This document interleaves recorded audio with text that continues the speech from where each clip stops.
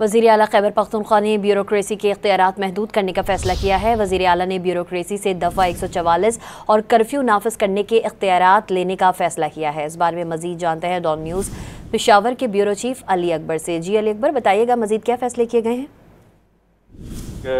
P T I کی پارلیمانی party کے اجلاس کے بعد خطاب میں وزیر اعلیٰ نے کہا ہے کہ جو بیوروکریسی کے اختیارات ہے کرفیو لگانے کے اور دفعہ 144 لگانے کے، تو وہ وزیر اعلیٰ نے کہا کہ انہوں نے لے لیا ہے اور آئندہ تمام کمشنرز اور ڈپٹی کمشنر کو کہا گیا ہے، ہدایت دی گئی ہے کہ وہ جب بھی کرفیو یا دفعہ 44 لگائیں گے تو جو محکمہ داخلہ خیبر پختونخوا ہے تو پیش کی اجازت اس سے لیں گے۔ اور یہ بھی بتاتا چلوں کہ محکمہ داخلہ کا جو وزیر ہے یعنی قلمدان ہے وہ وزیر اعلیٰ کے پاس جو ہے وہ ہے۔ دوسرا انہوں نے یہ بھی کہا کہ جو صوبے میں فوج کا کردار ہے تو اس حوالے سے بھی اسمبلی میں بات چیت بحث کرائی جائے گی۔